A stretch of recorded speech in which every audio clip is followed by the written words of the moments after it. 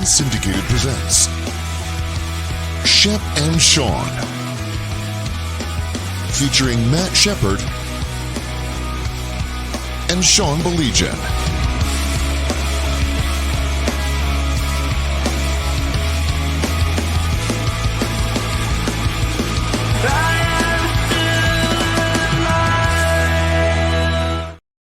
He's Shep. I'm okay.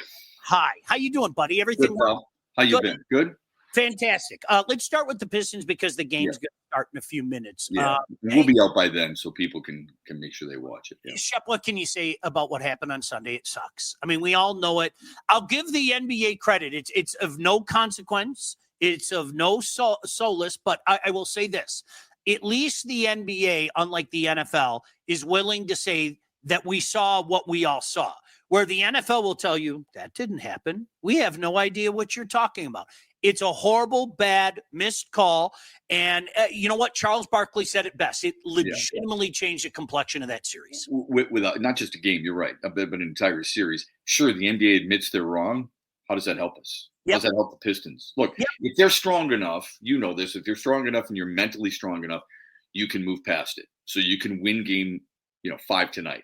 And then move on and hopefully take a game 6, and then you never know in a game 7. But look, 3-1, 2-2, totally different. I just think it's absolutely stinks. I hate the excuse that they were letting them play all night long. Okay, That infers that there were no fouls called. There were 17 personal fouls aside, I believe. Each team did go to the free throw line at one point. So don't tell me you can't blow the whistle there. In fact, I would argue that you have to blow the whistle there, because of what's at stake. I think it's a foul in the first quarter. I think it's a foul in the fourth quarter. I think it's a foul for the Knicks, and it's a foul for the Pistons as well. It really sucks. Do you know why, though, Shep? I'm going to disagree with you in a small regard. And here's my reasoning. Okay, It doesn't help me out any, but it doesn't hurt me more, because what the NFL consistently does is make me question my own fucking sanity. And pardon me for swearing, and I will gladly put that in the swear jar, because I mean, thank you. I'm way overdue for that. Well done, Todd. Yeah. But Shep, honestly, that's what drives me craziest about the NFL. You're absolutely right. It doesn't help you at all, but it doesn't hurt you. The NFL just makes me go with so many things. Dan Skipper didn't report. Those are not the drones you were. You know what I mean? That's the kind of stuff that drives me nuts. But all jokes aside, you're right. It doesn't help any. 2019 Rams and Saints. That wasn't a personal foul. That wasn't interference. Right. You're right. That's where we're at. Cade Cunningham. And I hope people take this the right way. I was hoping this was his coming out party. I was hoping, instead of going from, we're the most underrated player in the league, I was hoping that people would start talking about him in that upper echelon. And Shep, he's not there yet. He's a darn good player. I don't want one person to think that I'm detracting from his game and the ceiling that is still there. You're not. It's okay to say, you know what? It's okay to cast some doubt on some of your hometown players. It's okay to do that. Okay? It took Isaiah Thomas a while to win a championship. It took Steve Yzerman a while to win a championship. We get it. Here's the concerning thing, and I've said this all season long. I love him. I do. I'm glad he's a Piston. I think he's the face of the franchise moving forward. We always have to preface anything negative about one of our players that we do like them, right? His turnovers have been concerning all season long. Only Trae Young, I believe, averaged more turnovers per game than Cade Cunningham. I had a guest on my show this morning from New York, and she said, fourth quarter, Brunson, more points than Cade Cunningham per game, better shooting percentage, and by far fewer turnovers in that fourth quarter, especially down the stretch. It's an area he's got to improve upon. I'm sure he will. It's great experience for him. It doesn't mean I'm satisfied, by the way, because going into this series, Sean, what did you hear from people? Well, the Pistons won 3 out of 4 during the regular season, so we got a really good chance. You're freaking me out without a hat, by the way. So I thought to myself, okay, that's what everybody's going to think, right? That's what everybody's going to think. Okay, well, now you're down 3-1, and you haven't done it in the fourth quarter. The other thing that bothers me real quick, I kept hearing people tell me all week, well, the Pistons blew an 11-point lead. I said, hold on a second. New York was up 13. Yeah. The NBA is full of runs. This isn't hockey, okay? Rarely do you see what you saw from Florida last night with a couple of or 3 goals in a 2-minute span, which was a pretty entertaining game. I don't understand why people just think, well, you should have held on. You're up by 11 points. New York was up by 13 and Detroit made a comeback. Put it in check there for a minute. Bill, we got robbed in game 4. No doubt about that. Got to get that call right. No doubt about that. Let me go a step further, Shep. Do you know what makes the great ones the great ones? When you get the ball with 14 seconds left and you hit that 14-footer. Yep. Or you drive to the rack and at the very least you draw a foul. Yeah. And when he pulled up for that shot, it was like, I don't know if you've ever seen Zoolander, okay? It was like, there it is. This is the moment. We're going to make a poster out of that shot, and it clanked off. Yeah. And that's – But they did get the offensive rebound. I mean, that's the thing we've got to remember. They did have a chance. Not every shot's going to go in. You're right about – I'm just talking about Cade in particular. Like you want to be the man? You want to be the man. You want to be considered in that higher echelon? Hit that gosh damn shot. Agreed. What is it? 15? What is it? 15-footer? Something like that. 15-footer, and, yeah. And usually he's been pretty damn good about that. So I agree with you. All I'm saying is a team, you fight for that rebound, you get that rebound, you get another look. It's frustrating. I get that every shot's not going in, but to your point, the best of the best want to be in those moments. They want the ball in those moments.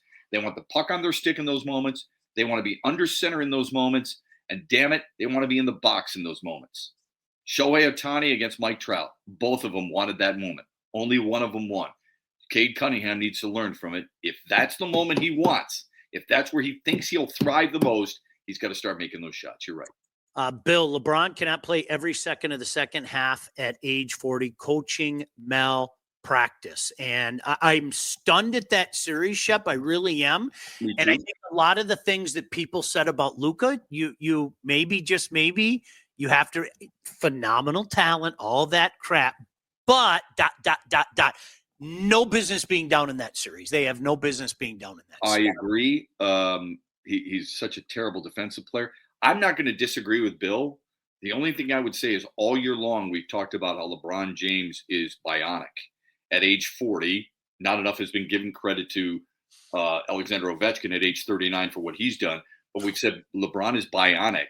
And look at how many minutes he's playing. And we've praised him for it. And now suddenly we want to say, you can't play all that in the second half. Look, I hate to tell people this. LeBron can take himself out anytime he wants. He's the guy who sets everything for Los Angeles. He always has, and he always will for as long as he's there. But I agree with Bill. He's got to get a blow. Remember this, though, Bill. There's challenges and there's timeouts.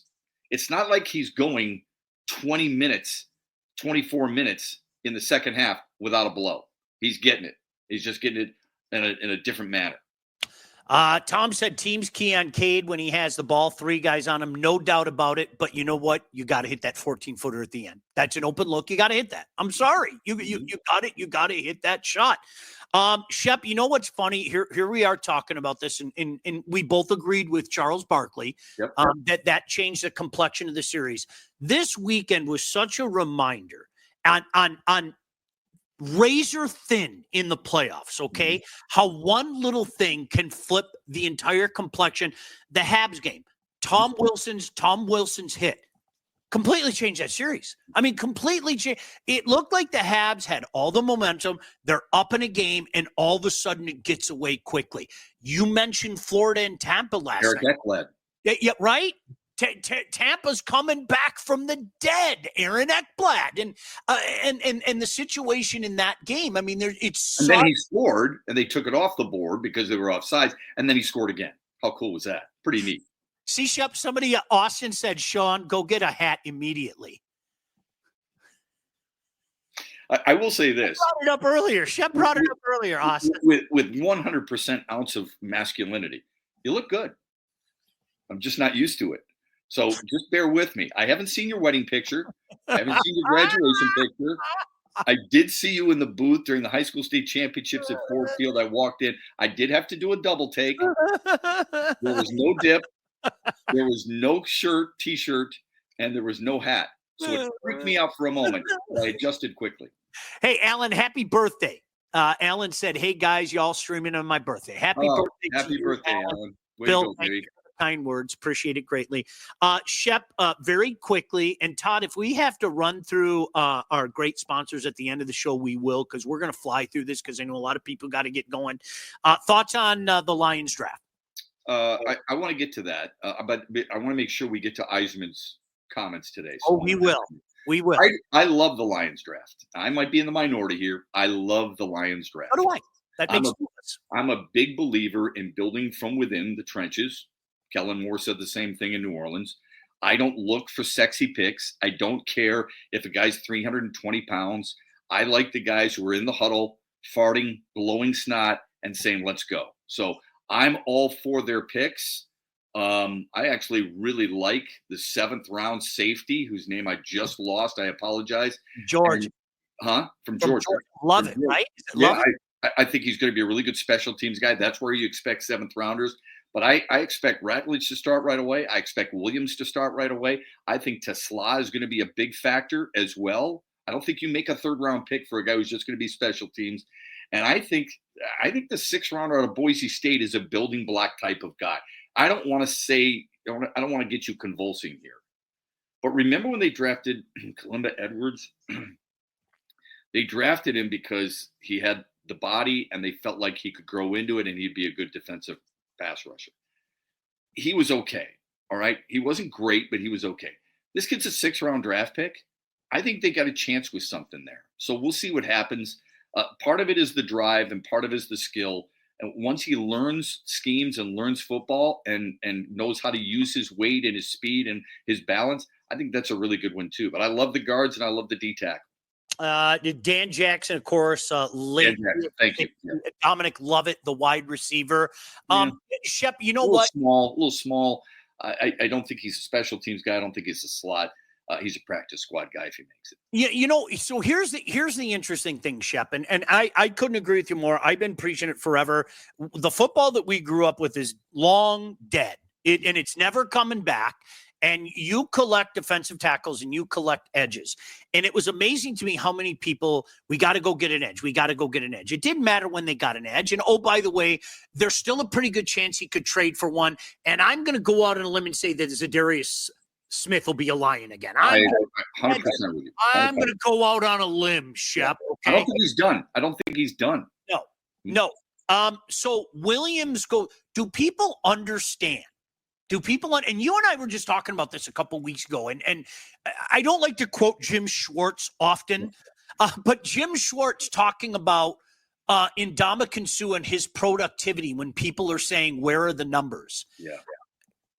That whole line has to work as a unit. Yeah. And if you're getting that push up the middle, especially with Alim McNeil out, who's probably going to be out for a considerable amount into the season, Shep, if you're getting any kind of push in the middle of that line, do you know what that does for the rest of the line, including an Aiden Hutchinson? So to say we didn't go get an edge, okay, I feel you.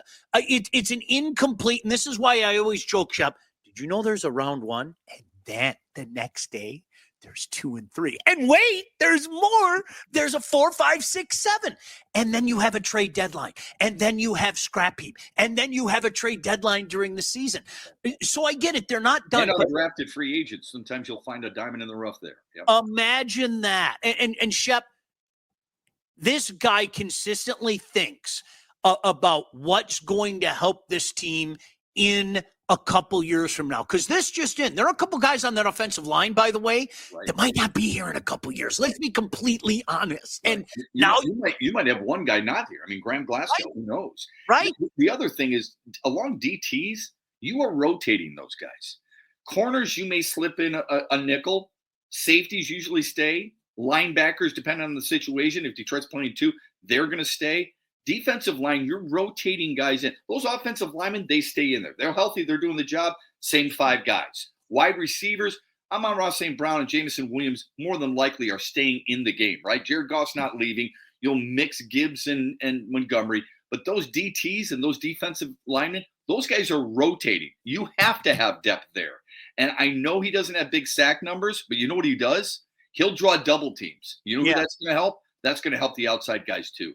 Right. Joe, you've been with me a long time. You know I've been preaching this stuff. If you haven't figured out now that the National Football League is about the trenches, you're not paying attention. Agreed. Yep. I don't know. I used to get ripped on, Sean, because back in the day, I loved guys like Kevin Zeitler coming out of Wisconsin. I loved David DeCastro, coming out of Stanford. Those are the guys I wanted. And people used to go, what is wrong with you? Why do you want linemen? You can get them later. You know what? They're plug and play guys. I expect their second round pick to be a plug and play guy. He's going to go in there. I don't know if it's right or left guard, but you don't have to worry about that. You don't have to worry about Penei Sewell. You don't have to worry about Frank Ragnow. You don't have to worry about Taylor Decker. And now you can let Frazier and you can let other people battle for the other starting guard if you want. That's the stuff that cracks me up. It is what Tony Dungy said 15 years ago. What can you do to pressure the opposition's quarterback, and what can you do to pressure their defense while protecting your quarterback? That's the NFL today, man. I don't have any other way to say it. Can we get a camera to follow the Browns quarterback room all season?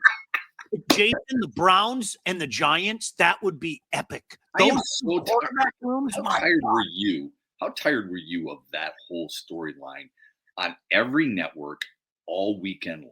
And then to hear people say that it's collusion. You can't get 32 general managers, coaches, and owners to agree on new safety rules, for crying out loud, let alone going to agree to not draft a certain player because he's got an attitude. If a team thinks they're going to win, they're going to do it. Maybe he's just not that good. I hate to tell people, maybe he's just not that good.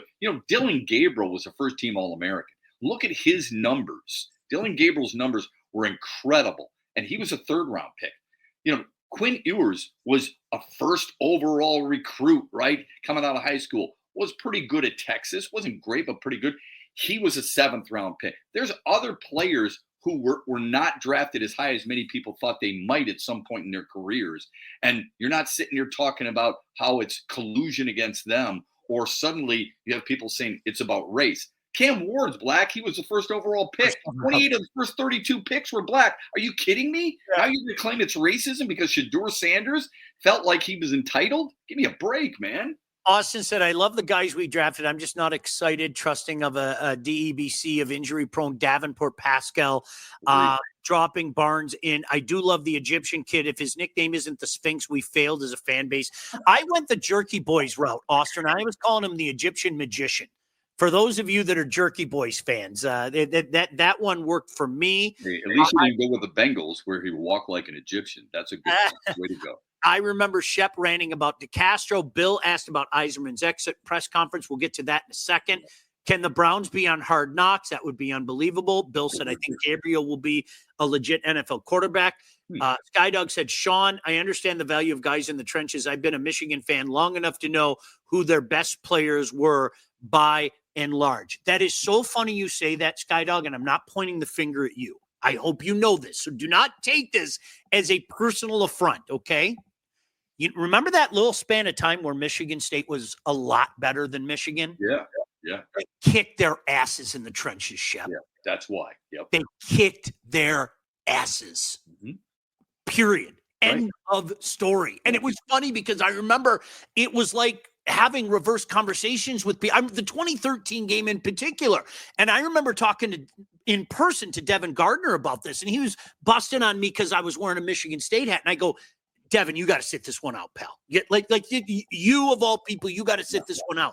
And he looked at me and he was like, dude, that game in 2013. I was like, I know. I mean, I felt sorry for him. Right. Jack Conklin and those guys. Absolutely. I felt sorry for him. I really do. That's where the best teams in America. I mean, if you're looking for something, Oregon was really good because they had some good guys in front. Obviously, the Buckeyes were too. Tate Ratledge and those guys for Georgia, same thing. Those are the guys that you don't always watch, that's not always sexy, but damn, you need them.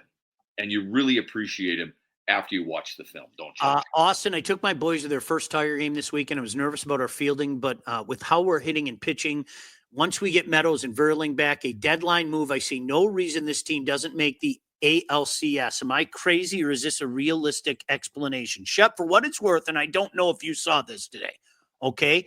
Baseball Reference came up with current odds to win the 2025 World Series. The Detroit Tigers are number 2 in the majors, according to Baseball Reference, and the top team in the American League. Right. According to their odds, it's the Cubs and the Tigers. Could you imagine how epic that would be? That would be something else, something we might have thought in '84. I do think the defensive concern's legitimate. In the infield, for sure. Absolutely. Right field's not great either. No. But, right now, third base has been better than I thought. They're a +3 in defensive runs saved at third base. They're a minus at second. They're a minus at short. They're barely a plus at first, and they're a plus behind the dish. So Trey Sweeney made this team because of his defense. He's got 5 throwing errors, but he's a -2 defensive runs saved.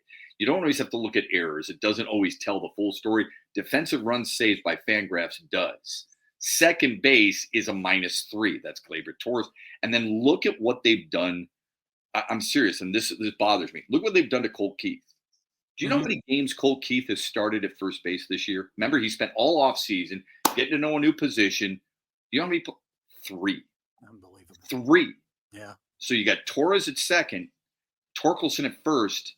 Colt Keith's trying to find his way, only as a DH, and he's batting a $177.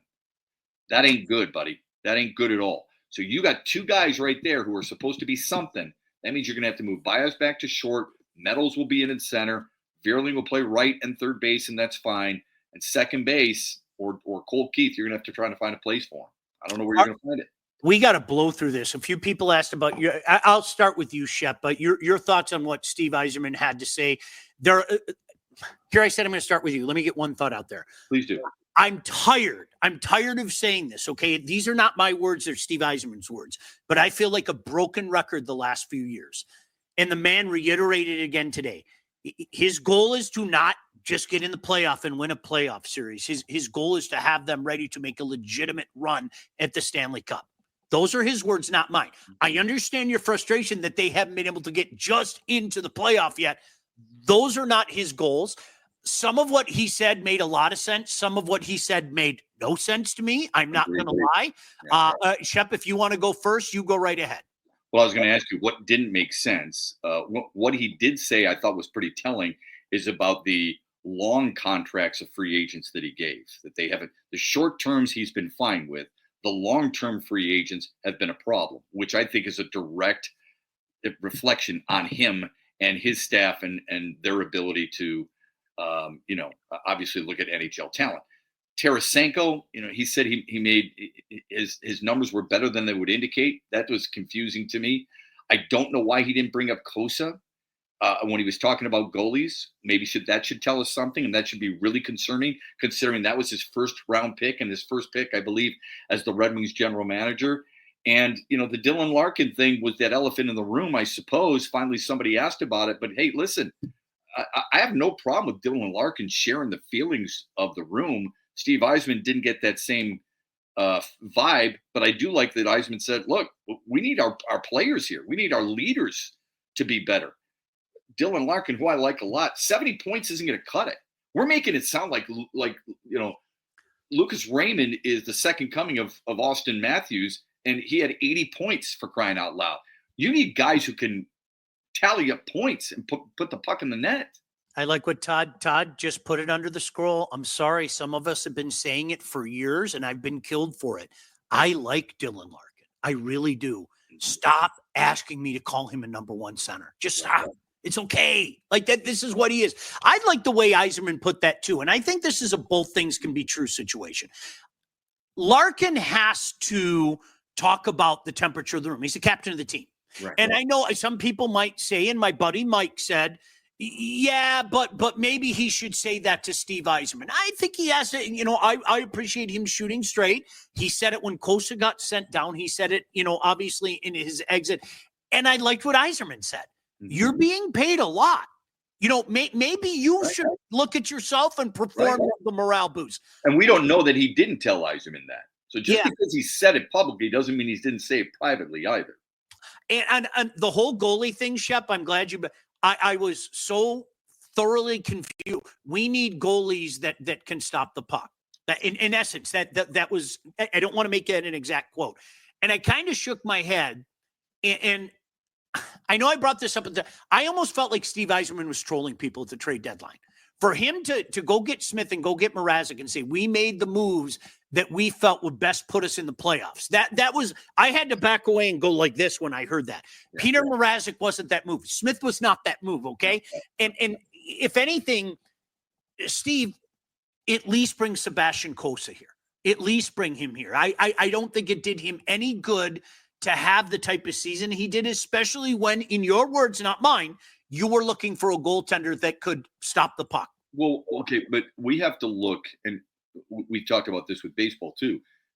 Is it better for Sebastian Kosa to come to Detroit and be the number 3 goalie behind Alex Lyon? I want him to come here. Sam Talbot? I agree with you. Or should he get every start in Grand Rapids and then be helping them into the postseason? That is that's an institutional, that's a franchise decision. I wouldn't want him to come up here and play every third day. Now, in fairness, Mrazek started playing on a pretty regular basis. You got it. So I would have liked to have seen Sebastian Kosa, but you have to earn that too.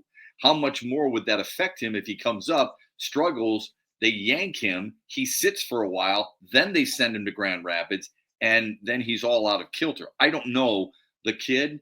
I don't know their situation, but it is troubling that a guy that they've invested this much in still hasn't been able to crack the lineup. He's been a pro for a few years now. He's going to be 23 this November. Okay. Like, stop. Right. I'm sorry. I kid gloves. Right. I don't get that. I understand the seasoning. I understand the just right. But let me tell you something.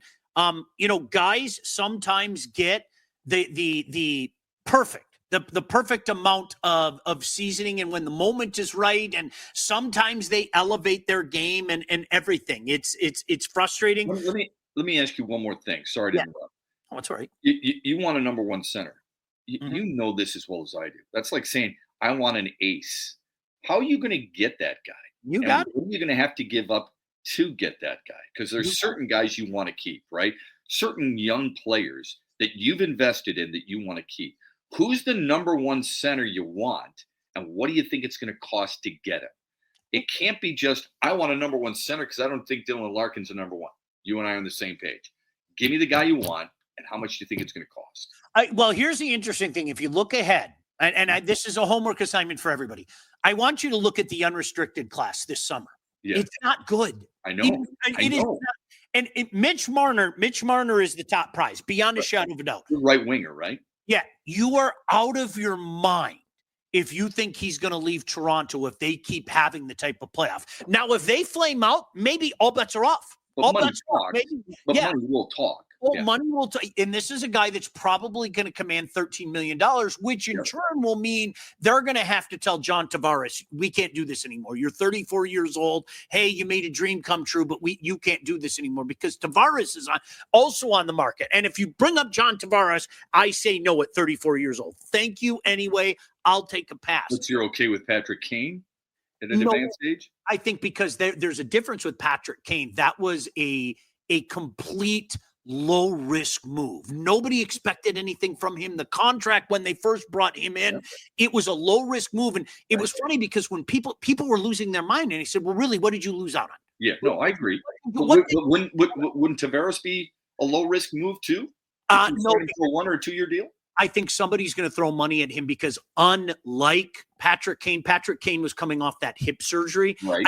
I don't think that would be a concern about John Tavares. I really don't. I think somebody's going to throw a lot of money at him, then you're out. But I would kick the tires if that's what I mean. Oh yeah, of course. But my point with Mitch Marner is, and I think he's a fabulous player. I really do. I'd love to see him in a Red Wings uniform.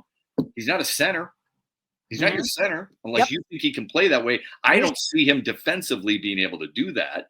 And so one thing I really respect about Larkin, I don't know. What do you think? Could you shift a guy from wing to center with an easy transition like that? I don't think so either. Okay? No. So how does that solve your problem? It doesn't.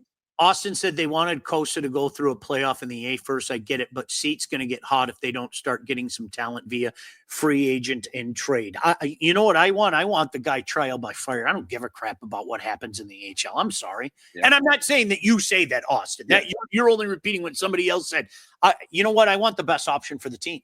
And if a kid's, and at some point you got to figure out whether he can play. Yeah, that's exactly it. Ben said the way Kosa stole a win in his debut in a shootout. How do you not see that and say, I want to see more of him next year in the show? It was deflating to hear that he wants to bring Lyon back. Talbot should be the third guy. Then you have Mrazek, Kosa being your top two, and Talbot your rest guy. Okay, if Mrazek's in your top two, I might not watch. That's number one. And number two, I think it's more than just, hey, he won his first game at the NHL level. They're looking at him, what he's done since the All-Star break in the A, and he hasn't been very good. Yeah. At least that's the sense that I got from Steve Yzerman's press conference. Stop messing with your hair. So that's what I'm looking at. Well, you know what's funny about it? That was the one thing. Larkin came out, if you remember, in the end of November, and that was, to me, really, that became the death toll of Coach Lalonde. That was the, like, hey, man, we needed a spark. I wish he stayed here. The boys wish he stayed here. And it was like, uh-oh, do you hear that?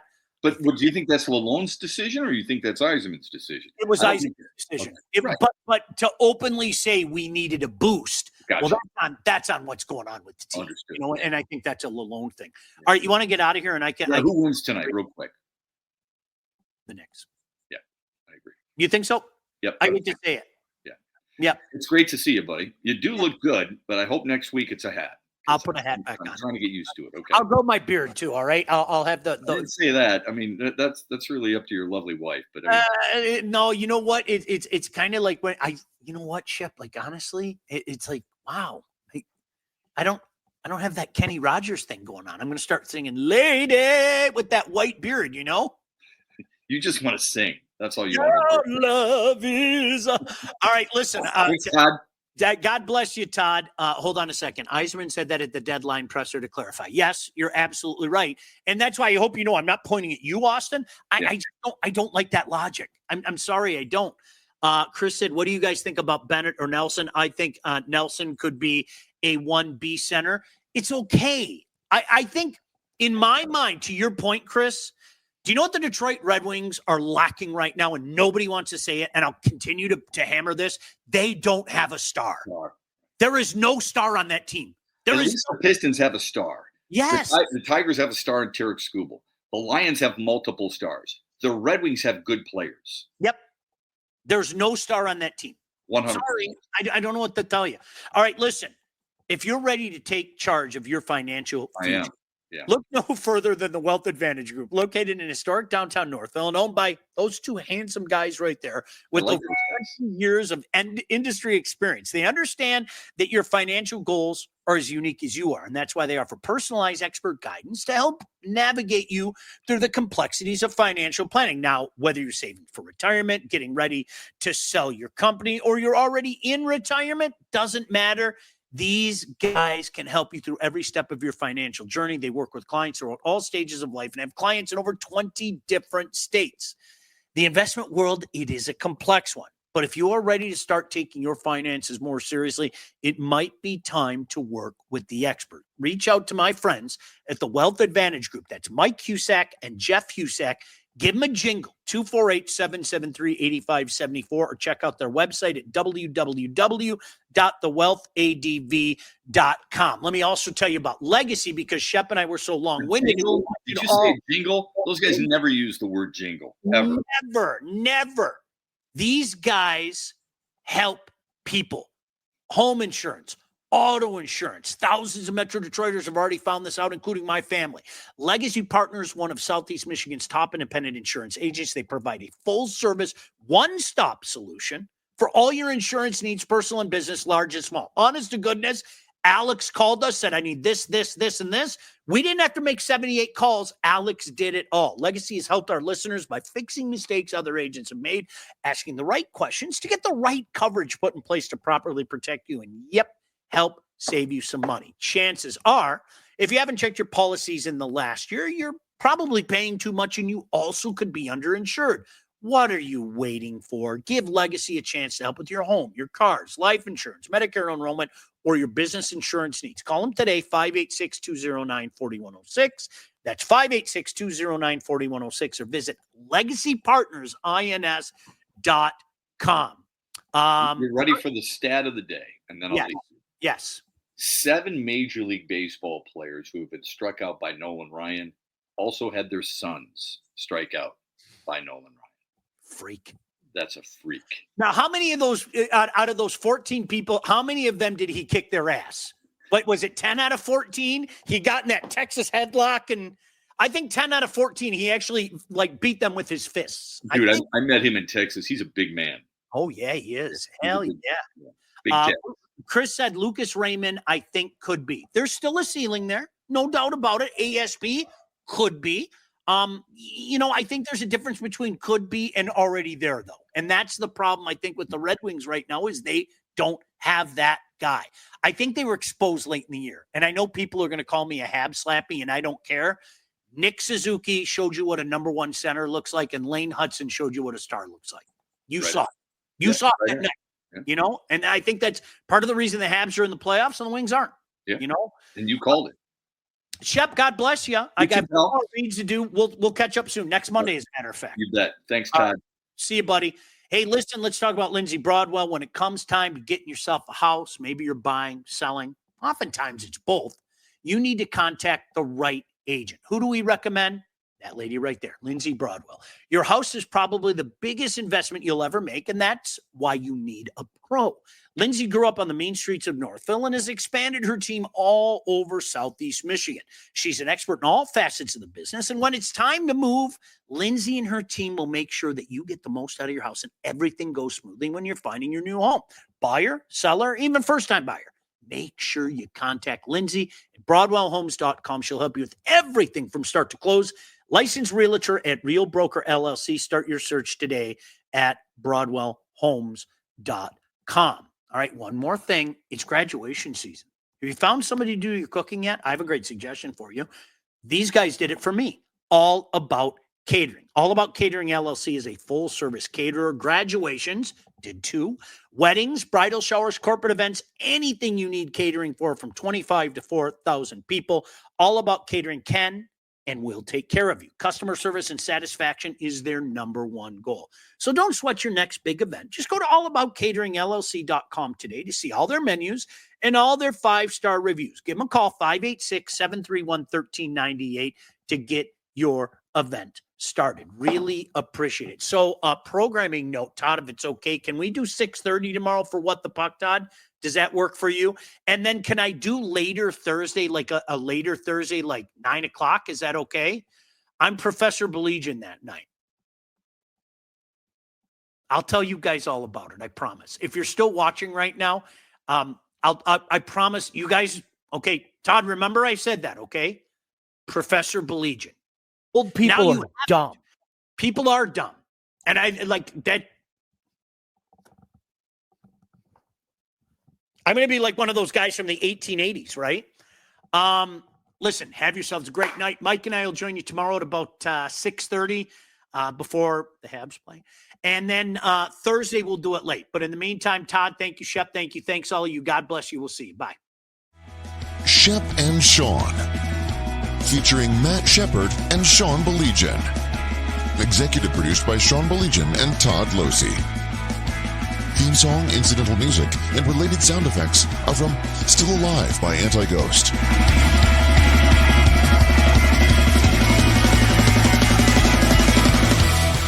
Engineering, mixing, and graphic design support provided by the Unsyndicated Podcast team. Don't forget to like and subscribe on all your favorite channels. While you're there, be sure to rate and review the podcast. Call the Unsyndicated hotline at 248-237-3257.